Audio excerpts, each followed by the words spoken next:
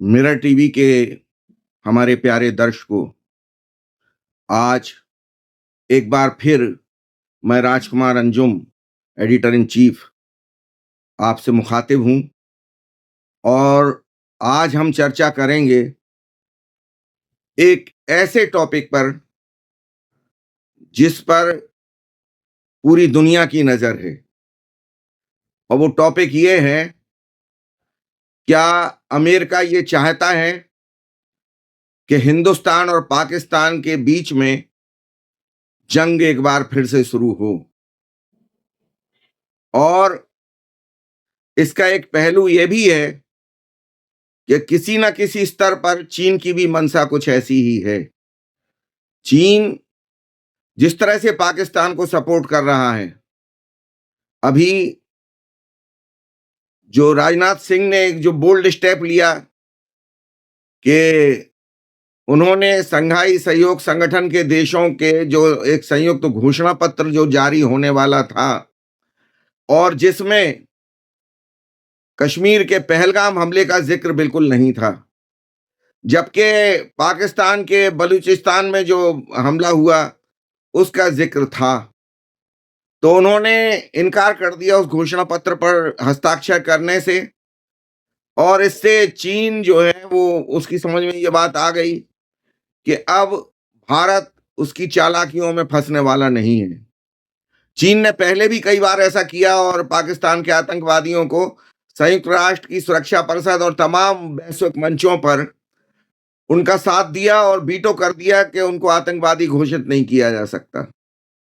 तो ये चीन की कोई नई बात नहीं है, ये बहुत पुरानी बातें हैं। लेकिन अब हिंदुस्तान ने अपना रुख बिल्कुल साफ कर दिया है कि जो अभी तक होता रहा है, वो अब नहीं होगा। ये बात वो अमेरिका से भी कह चुका है, क्योंकि अमेरिका ने जब भारत और पाकिस्तान के जो सीज़ फायर जिसको वो नाम दे रहा था और जिसको हमारे प्रधानमंत्री मोदी जी ने ये कहा कि ऑपरेशन सिंदूर अभी जारी है, कोई सीज़ फायर नहीं हुआ है।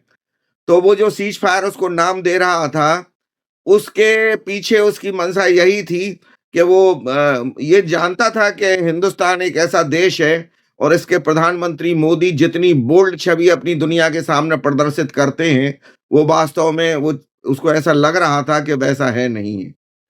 और हिंदुस्तान उसकी बातों में आ जाएगा और कम से कम इतना तो करेगा कि अगर वो सीज़ फायर का अगर श्रेय लेना चाहता अमेरिका, तो उस पे वो खामोशी इख्तियार कर लेगा, कोई टिप्पणी नहीं करेगा। तो ये भी एक तरह से मौन भी आधी सहमति होती है और अमेरिका की जीत माना जाता है इसको। और हुआ भी यही था कि जिस दिन राष्ट्रपति ट्रंप ने ये श्रेय लेना चाहा, तो हमारे विदेश मंत्रालय ने एक बड़ी सधी हुई प्रतिक्रिया दी थी और जिसमें ये खुल के इनकार नहीं किया गया था कि नहीं ट्रंप का इसमें रोल नहीं है। जबकि उनका कोई रोल नहीं था क्योंकि वो भारत जो है वो पहले माहौल को परखना चाहता था स्पष्ट टिप्पणी देने से पहले। और यही हुआ कि उसके तुरंत बाद में उसने खंडन करना शुरू किया और फिर तो खंडन ही होता चला गया और हमारे प्रधानमंत्री मोदी साहब ने भी उसका बिल्कुल स्पष्ट तौर पे खंडन कर दिया। तो ये जो चीज़ें हैं इससे अमेरिका बहुत असहज स्थिति में आ गया। और यहाँ तक हुआ था कि कनाडा में जो G7 देशों की बैठक चल रही थी, उसमें जब बैठक छोड़ के बीच में और अमेरिका के राष्ट्रपति ट्रंप अचानक चले गए कोई वजह बताए बिना, तो फ्रांस के राष्ट्रपति ने एक चुटकी ली थी मैक्रों ने कि शायद वो इज़राइल और ईरान के बीच में युद्ध विराम कराने गए होंगे। यानी ट्रंप ने अपनी छवि कुछ इस तरह की बना ली है कि दुनिया पर जैसे उन्हीं की हुकूमत है और जहां वो चाहे लड़ाई करा दें दुनिया के दो देशों के बीच में और जहां चाहे युद्ध विराम और जब चाहे तब करा दें। ऐसी छवि ट्रंप अपनी बनाना चाहते हैं। जबकि ऐसी छवि तो किसी की हो ही नहीं सकती, आज तक नहीं हुआ, अब कैसे हो जाएगी?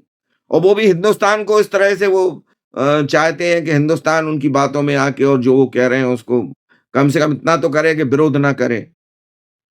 तो ये बहुत ही बदली हुई एक तरह से परिस्थितियाँ हैं, एक बदला हुआ परिदृश्य है जिसमें हिंदुस्तान फँसना नहीं चाहता।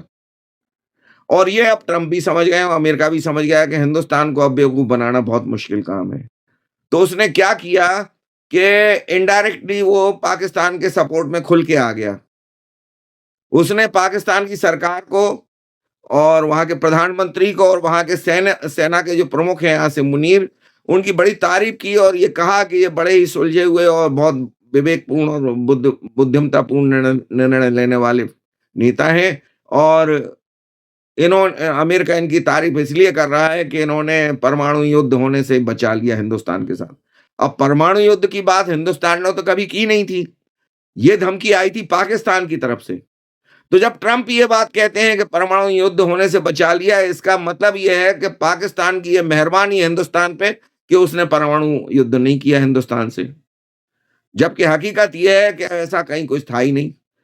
अब तो ये भी बातें खुल-खुल के सामने आ गई हैं, पाकिस्तान के पास उस तरह से परमाणु हमले करने की क्षमता है ही नहीं, जिस तरह से वो प्रचारित करता है। और नूर खान जो एयरबेस है पाकिस्तान का उसको जहाँ पे उसका परमाणु बेस है, तो वहाँ उसको इस तरह से तहस-नहस हिंदुस्तान ने कर दिया कि वो पाकिस्तान अब इस स्थिति में ही नहीं रह गया था। अरे परमाणु हमला तो छोड़िए, वो इस स्थिति में भी नहीं था कि मिसाइलें दाग सके हिंदुस्तान पे उसके बाद। 11 एयरबेसों को नष्ट कर दिया था हिंदुस्तान ने। तो जब वो बिल्कुल लाचार हो गया और हमला करने की स्थिति में ही नहीं रहा, तब जाके सरेंडर के लिए उसने गुहार लगाई अमेरिका से कि साहब एक तरह से हम सरेंडर करना चाहते हैं, हमारा समझौता करा दीजिए। और ये गुहार लेके वो सऊदी अरबिया भी गया था, लेकिन वहाँ कोई बहुत ज़्यादा इंटरेस्ट उन लोगों ने लिया नहीं। हालाँकि उन्होंने विरोध भी नहीं किया, उन्होंने कहा नहीं हम आपके लिए तैयार हैं, लेकिन अब देखते हैं क्या हो सकता। तो क्या हो सकता के लिए तो वक़्त ही नहीं था क्योंकि हिंदुस्तान बहुत बुरी तरह मार रहा था पाकिस्तान को।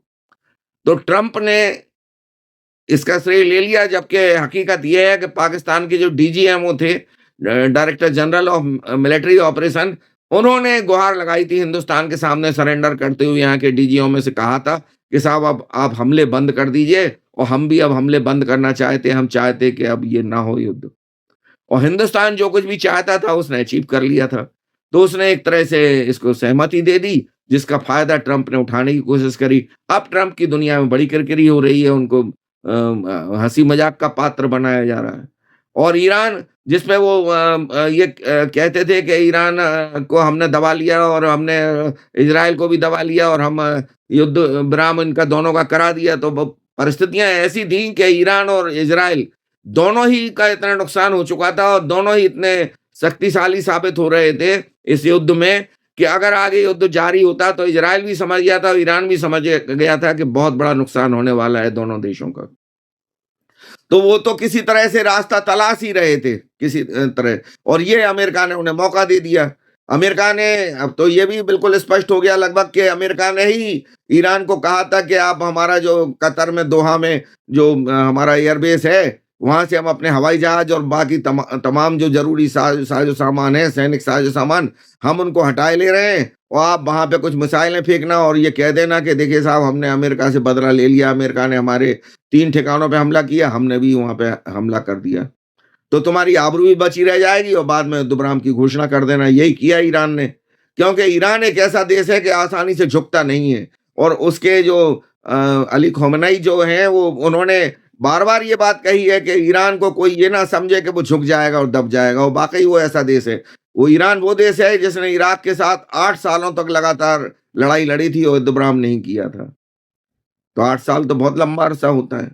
हालाँकि अब जो लड़ाइयाँ हो रही हैं दुनिया में वो लड़ाइयाँ इस तरह की नहीं है कि 8 साल चल सकें।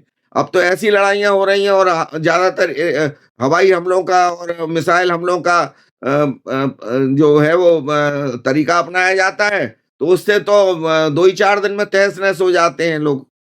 और जब मिसाइल गिरती है किसी देश पे तो वो मिसगाइड भी हो जाती है और वो टारगेटेड भी मिसाइल हो तो ये इज़राइल की भी कई मिसाइलें टारगेटेड थी लेकिन दूसरी जगहों पे गिरी और अपने टारगेट को की जगह पे आबादी जो थी ईरान की, वहाँ के जो आम लोग थे, वो बिल्डिंग्स थी, उनको तहस-नहस किया उसने। ईरान का तो बहुत नुकसान हुआ इस युद्ध में और जनता सबसे ज़्यादा मारी गई वहाँ। इज़राइल में इतना नहीं हुआ। क्यों? क्योंकि इज़राइल के पास जो एंटी मिसाइल सिस्टम था, उसने काफ़ी मदद करी इज़राइल की। ये बात सही है कि नहीं कर पाया क्योंकि ईरान ने एक-एक बार में 100-100 200-200 मिसाइलें दागी उस पे।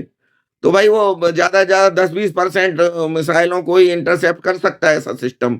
तो बाकी जो मिसाइलें थी और ईरान के पास इतनी अच्छी टेक्नोलॉजी नहीं थी कि वो टारगेटेड मिसाइलें दागता। तो जो मिसाइलें थी वो बस्ती में जाके गिरी, आवाम पे गिरी, जो वहाँ के शहर थे वहाँ गिरी और इज़राइल का भी नुकसान हुआ उसमें। लेकिन उतना नहीं हुआ जितना इज़राइल ने ईरान का कर दिया। क्योंकि उसने भी बौखला के अंधाधुंध मिसाइलें फेंकी और उसके पास ऐसी टेक्नोलॉजी थी जो बहुत घातक थी, ईरान से भी ज़्यादा घातक थी। तो बहरहाल वो दोनों देश चाह रहे थे और वो ट्रम्प को मौका मिल गया और उन्होंने उसका श्रेय ले लिया, सेहरा ले लिया। लेकिन अब ट्रम्प जो है, वो उसमें देखिए खुल के अब ईरान कह रहा है कि साहब हम किसी देश से डरने वाले नहीं हैं और हम अभी आगे जो ट्रम्प कह रहे हैं कि साहब अब हम वार्ता करेंगे, अब हम व्यापार करेंगे, अब फला जो उनका रटे-रटाए जुमले होते हैं, जो उनके सेंटेंसेस होते हैं, वो ईरान को फुसलाने के लिए वो कह रहे हैं और वो ये भी कह रहा है कि राष्ट्रपति ट्रम्प ने ये भी कह दिया है कि अब आप तेल जो हमने प्रतिबंध लगा रहा था आपके ऊपर के दुनिया के देशों को आप तेल नहीं बेच सकते, तो अब आप अपनी अर्थव्यवस्था जो इस युद्ध में बहुत आपकी कमज़ोर हो गई है, उसको बहाल करने के लिए आप तेल भी बेच सकते हैं और यहाँ तक उसने कह दिया कि जो उसका एक तरह से प्रतिद्वंदी देश था अमेरिका का चीन, सबसे बड़ा दुनिया में जिसको मानता है वो प्रतिद्वंदी, उसके लिए भी उसने कह दिया कि आप अगर चीन को भी अगर तेल बेचेंगे तो हमें कोई आपत्ति नहीं है। और सही बात ये है कि चीन के समक्ष भी अमेरिका का रुख जो है, वो उसने सॉफ्ट कॉर्नर अपना रखा है। चीन के साथ उसने व्यापारिक समझौता भी कर लिया, जबकि हिंदुस्तान के साथ अभी उसका समझौता आना बाकी है। क्या समझौता होता है, क्या नहीं होता, ये तो वक़्त बताएगा। लेकिन चीन के साथ उसने घोषणा कर दी है, चीन भी खामोश है और चीन भी कह रहा है कि हाँ, हमारा समझौता हो गया है। तो इसका मतलब ये है कि हिंदुस्तान को सबक सिखाने के लिए चीन के प्रति भी अमेरिका ने अपना रुख जो है वो सॉफ्ट कर लिया है। अब आप समझिए। अच्छा ये अभी आपने देखा होगा कि जो आसिम मुनीर थे पाकिस्तान के सेना प्रमुख, वो डिनर पे उनको आमंत्रित किया था डोनाल्ड ट्रंप ने और क्या-क्या बातें हुई, वो तो सारी बातें तो खुल के नहीं आ रही हैं। लेकिन ये ज़रूर तय हो रहा है उनसे कि डोनाल्ड ट्रंप के सामने एक तरह से अमेरिका के सेना प्रमुख ने सरेंडर कर दिया था कि साहब आपकी जो-जो अपेक्षाएँ हों, हम पूरी करेंगे और आप हमारे मुल्क को भुखमरी से बचा लीजिए और आप क्या कर सकते हैं, दुनिया के अमेरिका का प्रभाव है हर जगह दुनिया में, ये तो बिल्कुल तय है। तो आप हमें तमाम लोन दिलाइए और तमाम भारत और दूसरे देश विरोध जो करते हैं, उनको दरकिनार करा के आप हमें लोन दिलाइए। एक लोन तो दिला ही चुका है अमेरिका। तो अंतर्राष्ट्रीय मुद्रा कोष से जो लोन मिला है, उसमें बहुत बड़ी भूमिका अमेरिका की मानी जा रही है, जो पाकिस्तान को ऋण दिया गया है। तो वो चाह रहा है कि इसी तरह के और भी ऋण दिलाइए आप ताकि हम भुखमरी से और आप भी हमारी मदद कीजिए। तो अमेरिका ने ये कह भी दिया था कि आप चीन से थोड़ी दूरी बनाइए और ईरान से दूरी बनाइए और हम देखते हैं हम क्या कर सकते हैं। तो ये बड़ा अच्छा लगा आसिम मुनीर को, उनको लगा कि अमेरिका तो हमारे साथ खुल के खड़ा हो गया और अब इसमें कोई दो राय नहीं है कि भारत भी समझ रहा है कि जिसको मोदी को और भारत को अपना सबसे बड़ा दोस्त कहता था, तो दोस्त तो नहीं है अमेरिका, अब ये तो तय हो गया क्योंकि उसके जितने भी कारनामे हैं, जो भी काम वो अंजाम दे रहा है, भारत के विरुद्ध हैं वो। तो दोस्त होके और दुश्मनी वाले काम अंजाम दे रहा है वो। तो अब भारत को ऐसा तो नहीं है कि भारत बिल्कुल मूर्ख देश है कि समझ ना पाए। हमारे प्रधानमंत्री मोदी को इस मामले में बहुत तेज माना जाता है, क्यों उन्होंने पूरी विदेश नीति को उलट-पलट के रख दिया है। कांग्रेस के टाइम की जो विदेश नीति थी, वो जो किसी काम की नहीं थी। जिसके चलते भारत जो है वो खामोश रहता था और प्रधानमंत्री थे मौनी बाबा, उनको कहा भी जाता था मनमोहन सिंह साहब को, कोई विदेश नीति ही नहीं थी। अब स्पष्ट विदेश नीति है हिंदुस्तान की और वो विदेश नीति ये है कि हिंदुस्तान अपने हकों से कभी समझौता नहीं करेगा, अपने अधिकारों को इंडिया फर्स्ट की जो नीति है और ट्रंप की जो नीति है वो है अमेरिका फर्स्ट की। तो यहीं से टकराव शुरू हुआ। अरे ठीक है, आप अमेरिका फर्स्ट आप करिए, लेकिन आप हिंदुस्तान को ये कैसे चाहते हैं कि वो तुम्हारे सामने झुक जाएगा, अपने घुटने टेक देगा? हिंदुस्तान ऐसा देश कभी था नहीं और कांग्रेस के शासन में भी नहीं था, अब तो बिल्कुल भी नहीं है। हालाँकि कांग्रेस के शासन पे शासनकाल में बड़े आरोप लगे थे मनमोहन सिंह की सरकार पे और परमाणु बम का वो मुद्दा था, पर तमाम प्रतिबंध अमेरिका की तरफ से लगे हुए थे और मनमोहन की सरकार जाने वाली थी और उसमें लेन-देन भी हुआ था रिश्वत का, ये बिल्कुल तय हो चुका और उसमें अमेरिका का रोल जो है बहुत बड़ा रोल था और अमेरिका ने सरकार बचाई थी उनकी, मनमोहन की, ये ऐसा कहा जाता है। तो ये काम तो मोदी कभी नहीं होने देंगे। कि अमेरिका को ये हक मिल जाए कि वो ये कह सके कि साहब मोदी की सरकार हमने बचाई। अभी भी वो स्थिति है कि मोदी साहब जो है वो कोई स्पष्ट बहुमत में नहीं है। एनडीए के दूसरे दलों के साथ मिलके वो सरकार चला रहे हैं और ये बात अमेरिका भी जानता है, क्योंकि अमेरिका की नज़र तमाम दुनिया की सरकारों पे है और ख़ास तौर से जैसे पाकिस्तान है, जैसे बांग्लादेश है, जैसे चीन है, तो वो जानता है कि हम क्या कर सकते हो, करके दिखाया भी है उसने। पाकिस्तान में इमरान खान की सरकार गिरा दी। इधर पे शेख हसीना की सरकार गिराने में बहुत बड़ा रोल माना जा रहा है और अब तो कोई दुविधा इसमें रही नहीं गई। सब दुनिया जानने लगी है कि अमेरिका का इसमें भूमिका थी और शेख हसीना को अपने पद से अपदस्थ कराने का जो काम किया वो इन्होंने ही किया, अमेरिका ने किया। हालाँकि उस समय जो अमेरिका में सरकार थी वो ट्रम्प ट्रम्प की तो नहीं थी, लेकिन जो पुराने राष्ट्रपति हैं वो तो और बड़े कलाकार थे। उन्होंने हिंदुस्तान को दोस्त भी बना के रखा और हिंदुस्तान को कभी कोई तरजीह नहीं दी, कोई प्राथमिकता नहीं दी और हमेशा इनडायरेक्टली यही चाहा कि हिंदुस्तान को तोड़ा कैसे जाए, हिंदुस्तान में अशांति कैसे पैदा की जाए, हिंदुस्तान की अर्थव्यवस्था को कमज़ोर कैसे किया जाए ताकि ये 5वें नंबर की तो अर्थव्यवस्था आ गया है, लेकिन अब आगे और अर्थव्यवस्था इसकी जैसे वो कह रहा है कि तीसरे नंबर की करेंगे और लेकिन कुछ नहीं कर पाए बाइडेन और आज चौथे नंबर की अर्थव्यवस्था हिंदुस्तान बन चुका है। तो अमेरिका अपने आप को बहुत मजबूर इस समय महसूस कर रहा है। अब उसने क्या किया कि देखिए ये कहा गया है, चाणक्य ने कहा है कि किसी भी दुश्मन से अगर आपको पार पाना है, साम, दाम, दंड, भेद, ये 4 तरीकों को आप अपनाइए तब आपको कामयाबी मिलेगी। सिर्फ़ आप लड़ाई झगड़ा करके उस पे कब्ज़ा नहीं कर सकते अपने दुश्मन पे, उसको पराजित नहीं कर सकते। तो यही काम जो है अमेरिका के राष्ट्रपति डोनाल्ड ट्रंप कर रहे हैं। अब उन्होंने क्या किया कि हिंदुस्तान के भेद लेने की कोशिश करी और करीब 15-16 दिन हो गए केरल में जो तिरुवनंतपुरम है वहाँ का जो एयरपोर्ट है, उस पे अमेरिका का एक F-35 विमान जो है वो खड़ा हुआ है और वो अब लगभग कबाड़ उसको माना जा रहा है क्योंकि उड़ने की स्थिति में वो नहीं है। उसकी कहानी क्या है? उसकी कहानी ये है कि अमेरिका ने अपना वो विमान ब्रिटिश सरकार को दे रखा था और ब्रिटिश सरकार का ही पायलट ब्रिटेन का पायलट उसमें था मौजूद। तो अब उन्होंने चाल क्या चली, उन्होंने कहा कि साहब हमारा ये विमान है, इसमें ईंधन खत्म हो रहा है और हमें बहुत खतरा है, हम अब आकाश में नहीं उड़ सकते, आप हमें उतरने की अनुमति दीजिए। हिंदुस्तानी एयरबेस माँगा उसने।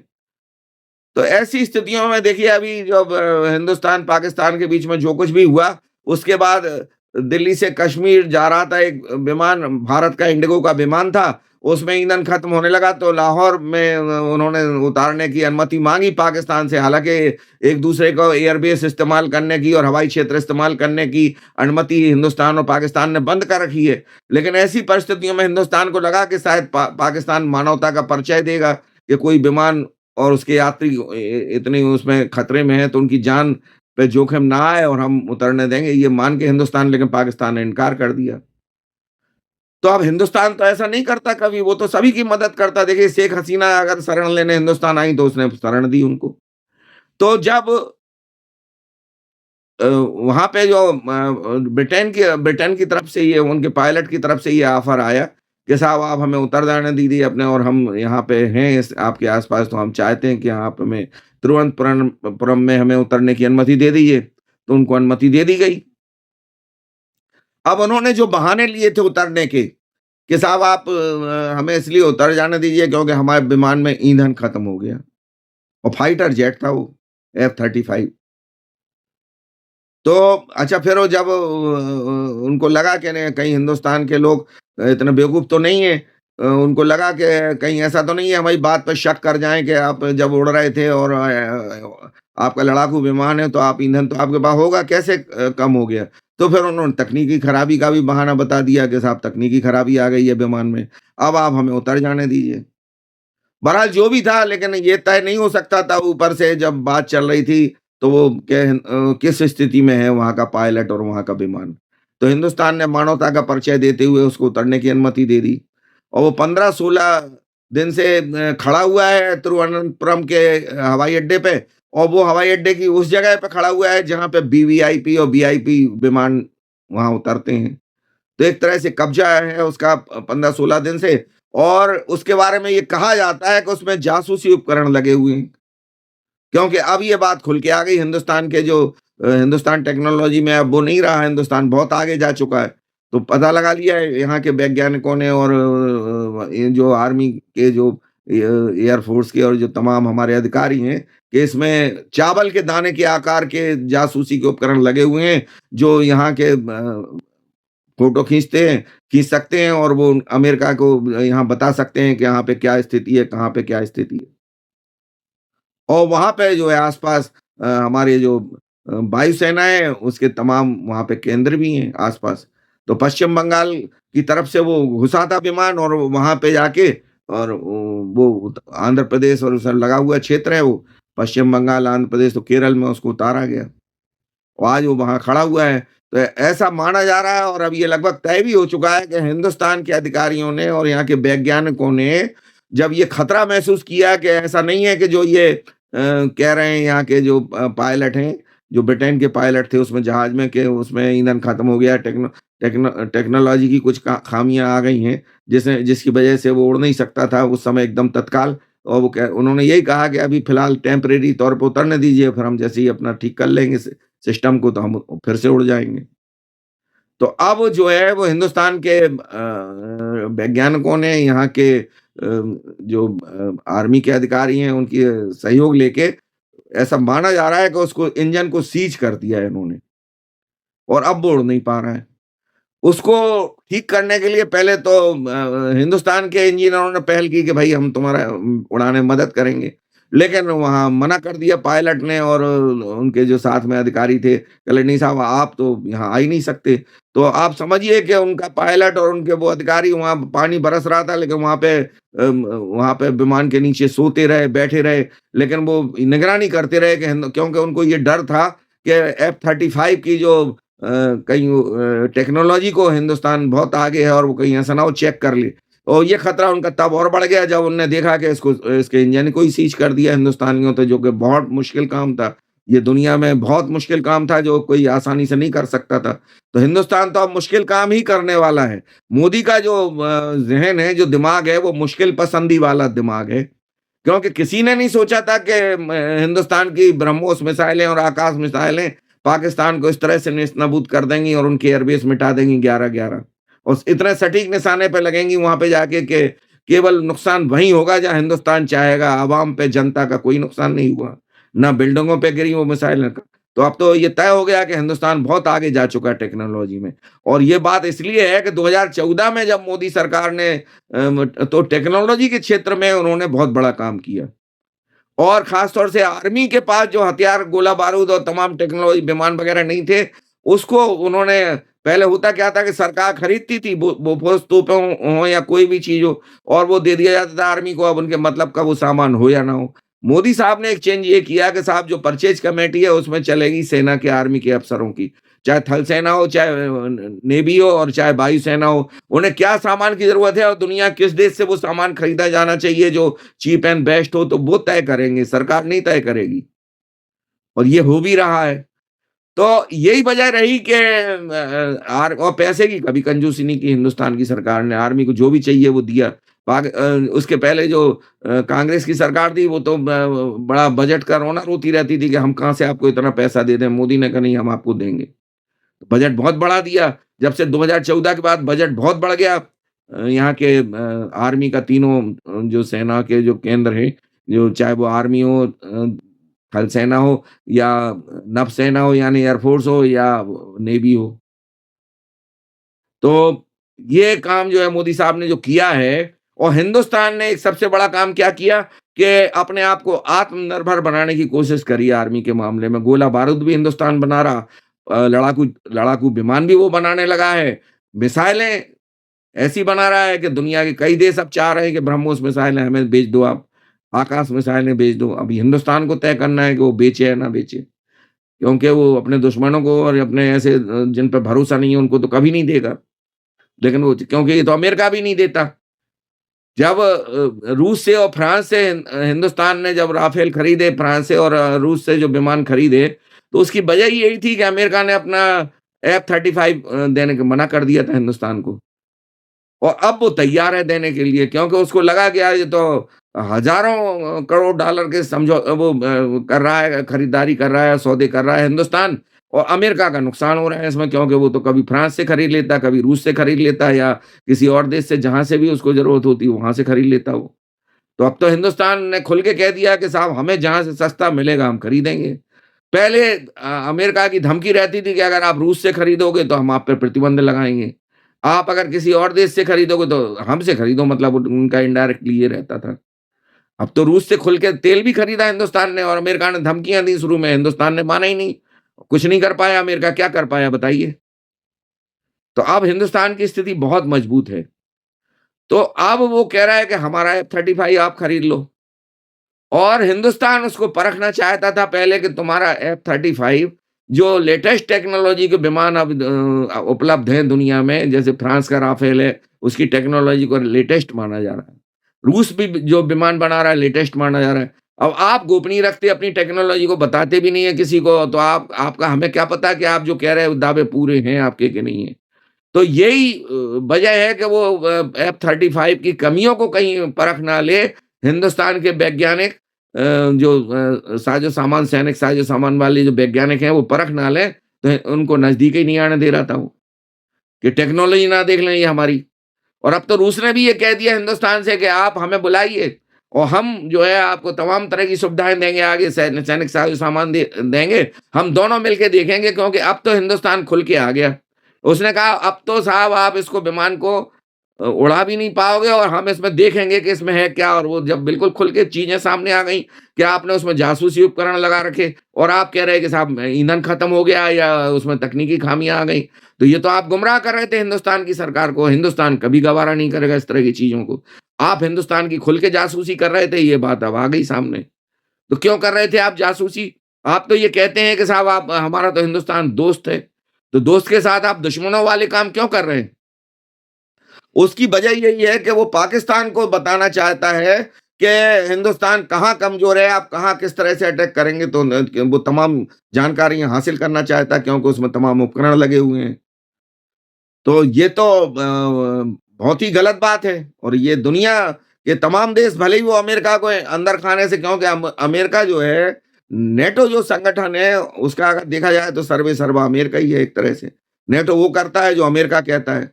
और अभी अमेरिका ने डोनाल्ड ट्रंप की सरकार जब दोबारा आई, तो उन्होंने कह दिया था कि साहब हम नेटो को पैसा नहीं देंगे, क्योंकि सबसे ज़्यादा पैसा तो नेटो अमेरिका का लेता है। बाकी देश उतना देते नहीं हैं, और नाम उनका होता नेटो देशों का, तो हम तो नहीं करेंगे अब।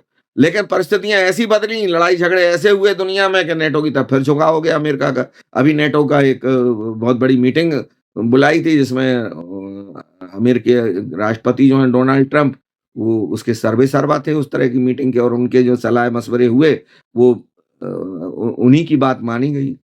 उसकी वजह यही है कि वो उन्होंने कह दिया कि हम साहब फिर से सहयोग करेंगे आपको।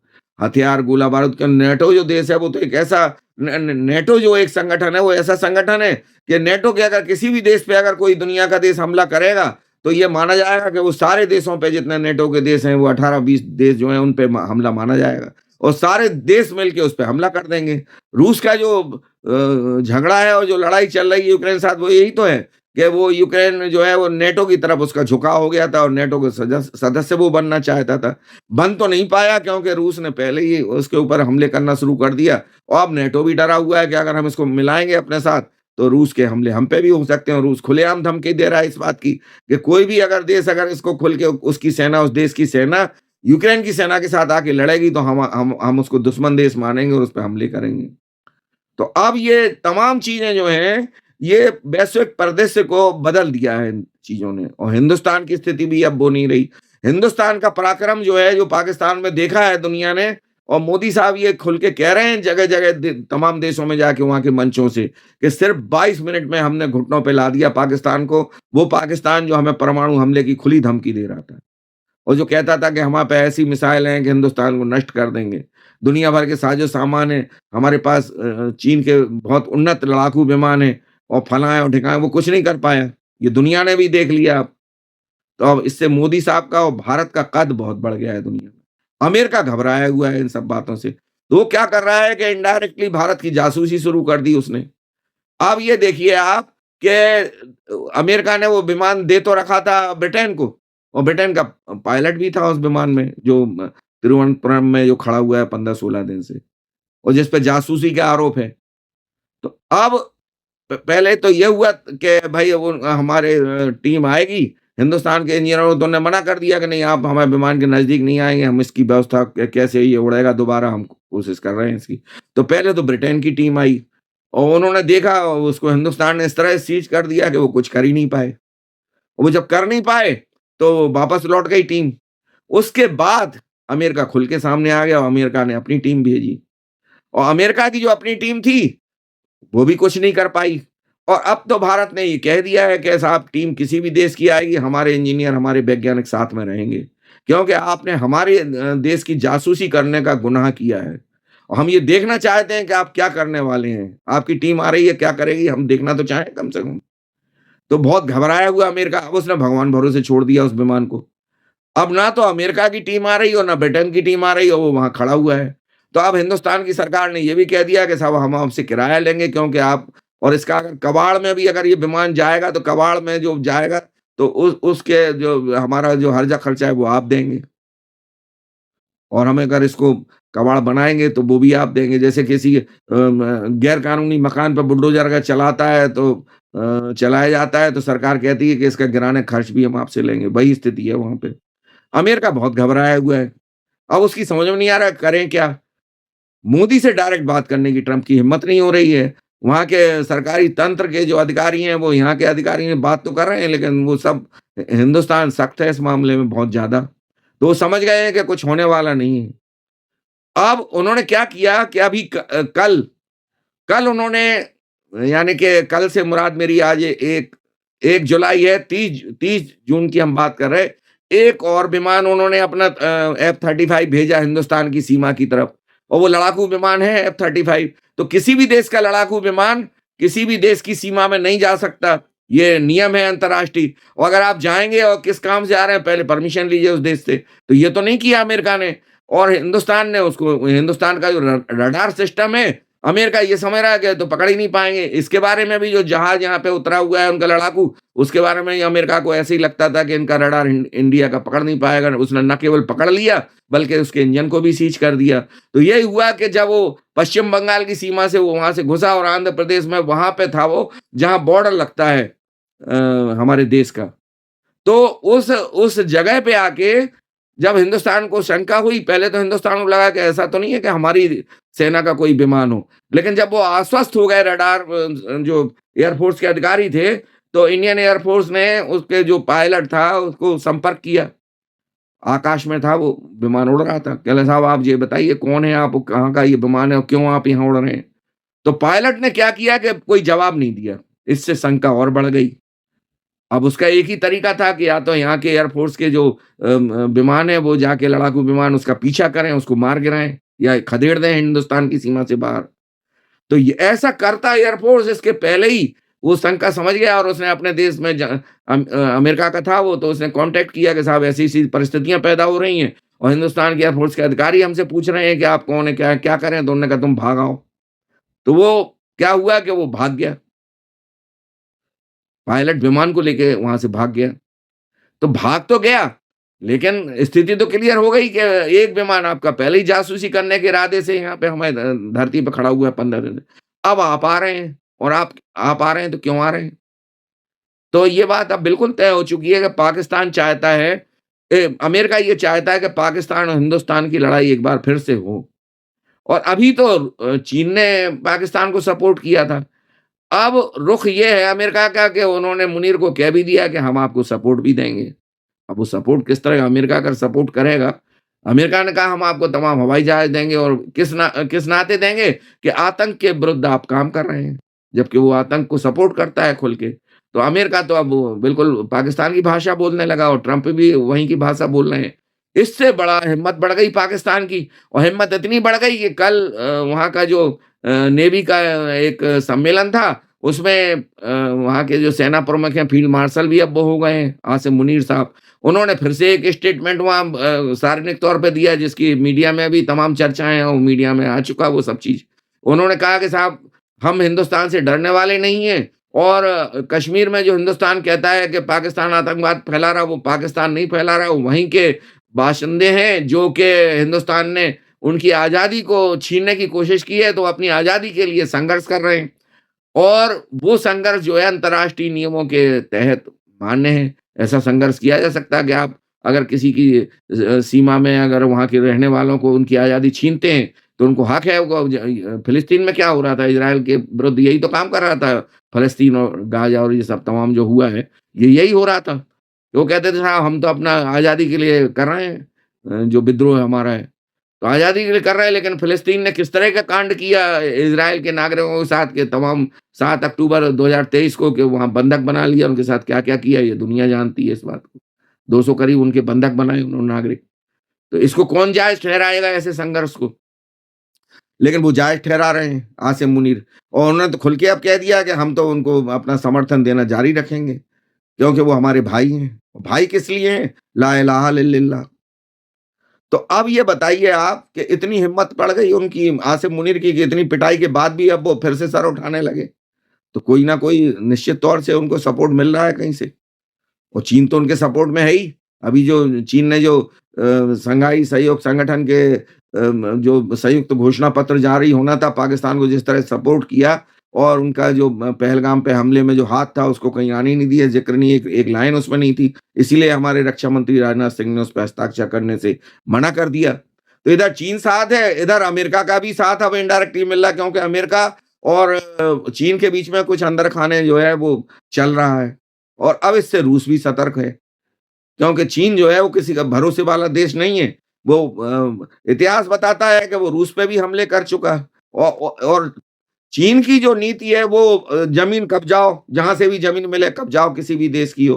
तो रूस की ज़मीन पे भी उसने कब्जा करने की कोशिश की थी, उस पे हमला किया था और रूस इस बात को भूला थोड़ी है, क्योंकि वो उस समय सोवियत संघ था, आज वो रूस है, बस इतना ही फ़र्क है लेकिन देश तो वही है। और ये पुतिन साहब जो हैं, तब जो है ये वहाँ आर्मी के अफ़सर थे और अब वो वहाँ के राष्ट्रपति हैं, तो उन्हें तो सब कुछ पता है। तो चीन को रूस को मजबूरी है उनकी कि वो चीन को साथ लेके चलें क्योंकि कोई देश दुनिया का उनका साथ दे नहीं रहा। तो इसमें ये है कि चीन और अमेरिका दोनों इनडायरेक्टली पाकिस्तान को इसमें सपोर्ट कर रहे हैं और इसी दम पे वो उछल रहा है। तो कुल मिला के घूम फिर के जिस टॉपिक पे हम बात कर रहे थे और जहाँ से हमने शुरुआत की थी, क्या पाकिस्तान फिर से हिंदुस्तान के विरुद्ध कोई ऐसी हरकत करेगा कि हिंदुस्तान को उकसाए और जिससे हिंदुस्तान उस पे हमला करे और फिर वो जवाब दे और उसको सपोर्ट मिले या दूसरे देशों का, तो वो हिंदुस्तान को उसको लग रहा है कि हम उसको पराजित कर देंगे। या फिर इतने उकसावे वाले बयान दे रहा है वहाँ का सेना प्रमुख, क्योंकि वहाँ सरकार की तो इस समय कोई चल नहीं रही है। प्रधानमंत्री तो एक तरह से रबर स्टाम्प की तरह हैं। सेना प्रमुख जो है वो कर रहे हैं और ये बात ट्रम्प भी जानते हैं, इसीलिए तो उन्होंने सेना प्रमुख को बुलाया है अपने डिनर पे। प्रधानमंत्री को भी बुला सकते थे और इनके प्रधानमंत्री गए भी थे, लेकिन उन्होंने उनको घासे ही नहीं डाली ज़्यादा अमेरिका ने। तो जो कुछ भी चल रहा है, तो ये बिल्कुल तय है कि ये कुछ नए समीकरण बने हैं और पाकिस्तान को ऐसा लग रहा है कि हम हिंदुस्तान पे जीत हासिल कर लेंगे, क्योंकि अभी भले ही हम नहीं जीत पाए क्योंकि हमें सपोर्ट नहीं दिया खुल के। ना तो चीन की सेना ने सपोर्ट दिया, ना अमेरिका की सेना ने। चीन ने हथियार तो दिए क्योंकि चीन की जो ज़मीन है वो मिली हुई है पाकिस्तान के साथ, लेकिन उन्हें चोरी-छुपे हथियार दिए और खुल के भी दिए।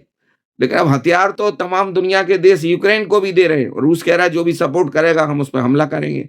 अभी तक तो नहीं किया उसने किसी और देश पे हमला, क्योंकि हथियार देना और बात है और आपकी सेना हमारे साथ में सपोर्ट करे ये और बात है। अमेरिका के एयरबेस पाकिस्तान में मौजूद हैं, वहाँ के सैनिक मौजूद हैं, उनके जो युद्धपोत है वो वहाँ प आस-पास ही मौजूद है पाकिस्तान के, वो उनको खुल के समर्थन भी दे सकता है और पाकिस्तान को ये उम्मीद भी है, क्योंकि 1971 में जब पाकिस्तान को इंदिरा गांधी ने बहुत बुरी तरह से पराजित कर दिया था, तो उन्होंने अमेरिका से ही मदद माँगी थी और अमेरिका ने अपना युद्धपोत पोत भेजा था पाकिस्तान की तरफ, जो आ ही नहीं पाया। हिंदुस्तान ने पहले ही इतनी तेज़ी से हमला किया कि वो जो लक्ष्य था वो अचीव कर लिया। 2 टुकड़े हो गया पाकिस्तान और उनका युद्धपोत आ ही नहीं पाया और उसके बाद वो वापस लौट गए वहाँ से, क्योंकि फिर उसके बाद आने का कोई मतलब ही नहीं था। 93,000 सैनिकों के साथ में पाकिस्तान ने सरेंडर कर दिया इंडिया गवर्नमेंट के सामने। तो अब लेकिन हिंदुस्तान के फ़ेवर में एक बात है, जिस ईरान को पाकिस्तान समझता था कि ये खुल के हमारा साथ देगा, वो अब नहीं देगा। क्योंकि वो तो उसने दुश्मनी कर ली आसिम मुनीर की जो विदेश नीति है, वो कोई विदेश असल में क्या है, कोई राजनीतिज्ञ तो है नहीं है।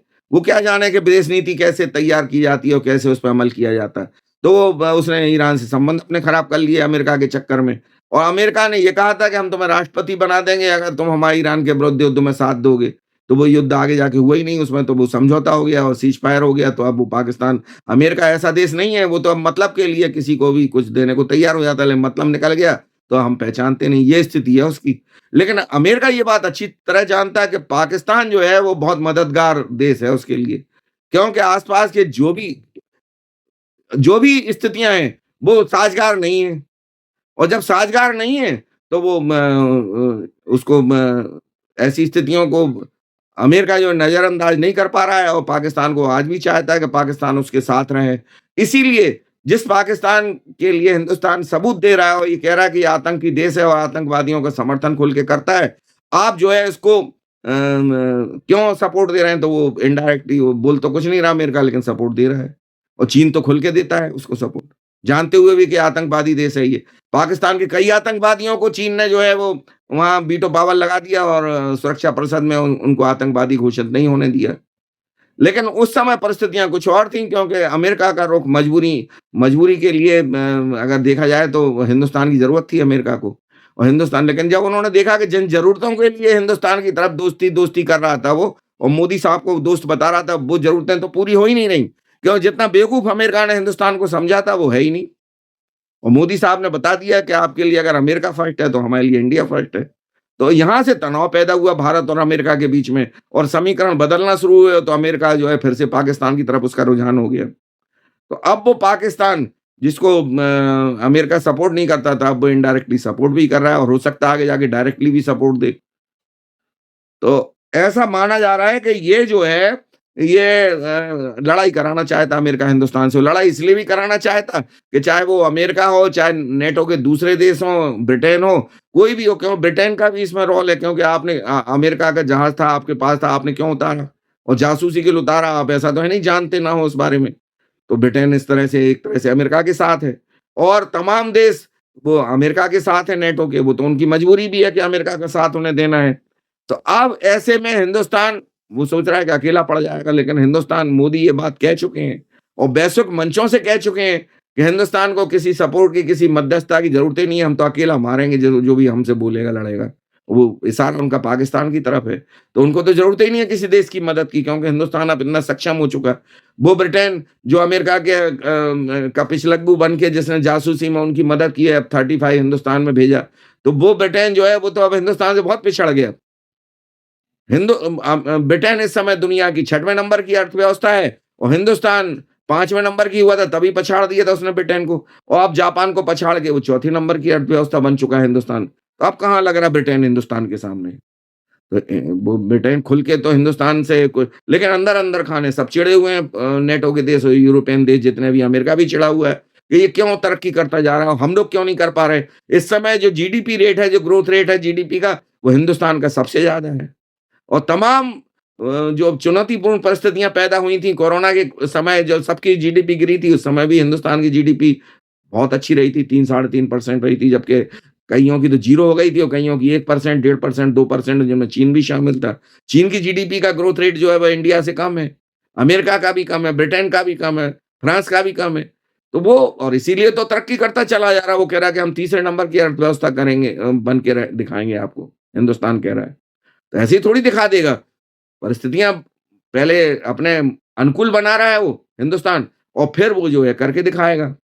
तो ये जो स्थितियाँ हैं, इससे अमेरिका बहुत घबराया हुआ है, और यूरोप के तमाम कंट्रीज़ बहुत डरे हुए हैं। इंडिया का वो दोस्त बनने का दावा भी करते हैं और दम भरते हैं, लेकिन अ, पीठ पीछे खंजर भोंकने के चक्कर में हिंदुस्तान की पीठ में। ये जो परिस्थितियाँ हैं, ये बहुत चुनौतीपूर्ण परिस्थितियाँ हैं।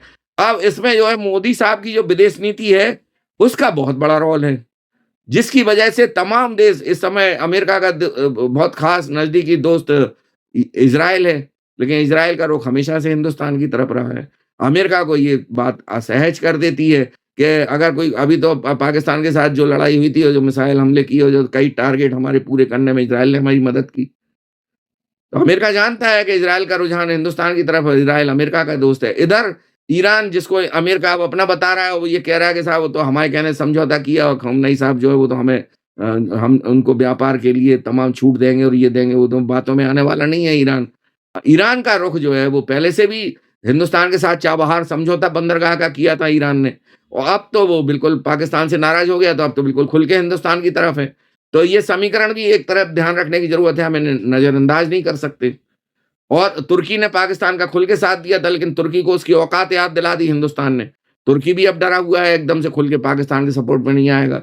लेकिन वो आसिम मुनीर को ये लग रहा है कि अगर अमेरिका हमें सपोर्ट करता है और चीन का सपोर्ट हमें पहले से ही है, तो हम हिंदुस्तान पे एक बार फिर से हमला कर सकते हैं और ये किया भी है। देखिए सबसे पहले 1948 में, फिर 1965 में, 1962 में और फिर उसके बाद में 1971 में और उसके बाद 1999 में कारगिल और ये फिर ये सारी पहल जितनी भी हुई हैं पाकिस्तान की तरफ से हुई हैं, हिंदुस्तान की तरफ से थोड़ी हुई। हमले के लिए उकसाता पाकिस्तान है, वही हमला करता है, फिर हम उसका जवाब देते हैं। और जवाब में हर बार उसने मुँह की खाई, कभी जीत नहीं पाया, बहुत बुरी पराजय हुई इसकी, लेकिन फिर भी नहीं मान रहा है वो, क्योंकि उसको कुत्ते की पूँछ कहा जाता है उस देश को। जिस तरह कुत्ते की पूँछ को आप 12 साल भी नली से निकालेंगे बाद में, तो वो टेढ़ी की टेढ़ी निकलेगी, वही हाल इतना पिटाई के बाद भी वो कह रहा है कि साहब हम डरने वाले नहीं हैं। तो डरने वाले नहीं हैं तो फिर से मार खाओगे तुम हिंदुस्तान के हाथों से और देखें तुम्हें कौन बचाता। ये बिल्कुल तय है कि हिंदुस्तान की मदद तो ईश्वर कर रहा है और अध्यात्म जो है यहाँ का वो कर रहा है।